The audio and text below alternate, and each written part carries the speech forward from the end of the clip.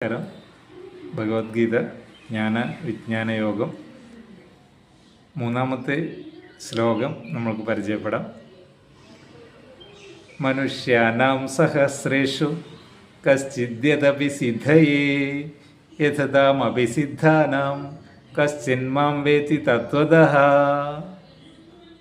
വളരെ പ്രധാനപ്പെട്ട ശ്ലോകമാണ്. നമ്മൾക്കെല്ലാവർക്കും സംശയം ഉണ്ടാവും, ഇത്രയും അറിവൊക്കെ ഉള്ള ഒരു ഗ്രന്ഥമാണ് ഈ ഭഗവത്ഗീത അല്ലെങ്കിൽ നമ്മുടെ സ്ക്രിപ്റ്റേഴ്സ് എങ്കിൽ എന്തുകൊണ്ടാണ് മഹാഭൂരിഭാഗം ആൾക്കാരും ഇതിൽ വിശ്വസിക്കാത്തത്? ഇത് വെറും കെട്ടുകഥയാണ് എന്ന് തോന്നാനുള്ള കാരണം എന്താണ്? അത് ബോധപൂർവം ഈ പ്രകൃതിയിൽ അങ്ങനെ തന്നെയാണ് സൃഷ്ടി നടത്തിയിരിക്കുന്നത് നമ്മൾക്ക് പറയാം. മനുഷ്യാനാം സഹസ്രേഷു, ആയിരക്കണക്കിന് ആളാണ് ഈ ലോകത്തുള്ളത്. കശ്ചിദ്യദപി സിദ്ധയേ, ഇത്തരത്തിലുള്ള സിദ്ധി, ഇത്തരത്തിലുള്ള അറിവ് ലഭിക്കാൻ താല്പര്യമുള്ളത് അതിൽ ആയിരങ്ങളിൽ ഒരാൾ മാത്രമായിരിക്കും. കശ്ചിദ്യദപി സിദ്ധയേ യതതാം അഭിസിദ്ധാനാം.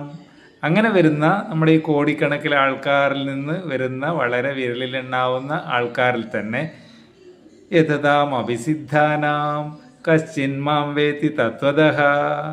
ഭഗവത്ഗീത അങ്ങ് പഠിച്ചേക്കാന്ന് പറഞ്ഞു വന്നു കഴിഞ്ഞാൽ എന്ത് ചെയ്യില്ല, ഇത് മനസ്സിലാവില്ല. അതാണ് എൻ്റെ പ്രത്യേകത.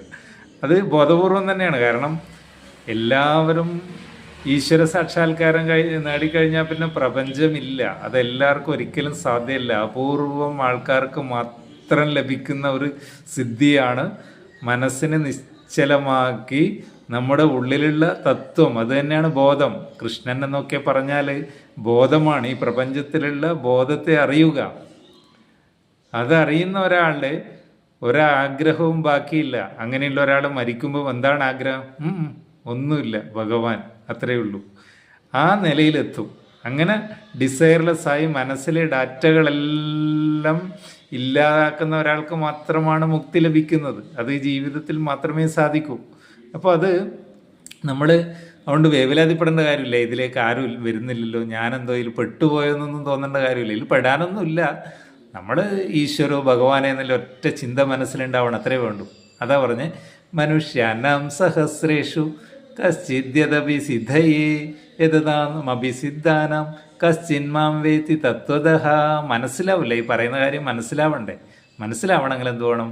മനസ്സിന് നല്ല നിശബ്ദമാക്കി നിശ്ചലമാക്കി ആ നിശ്ചല തത്വത്തിൽ എത്താൻ സാധിക്കണം. അത് വളരെ അപൂർവം പേരെ ഉണ്ടാവൂ എന്നാണ് പറയുന്നത്. Okay, thank you.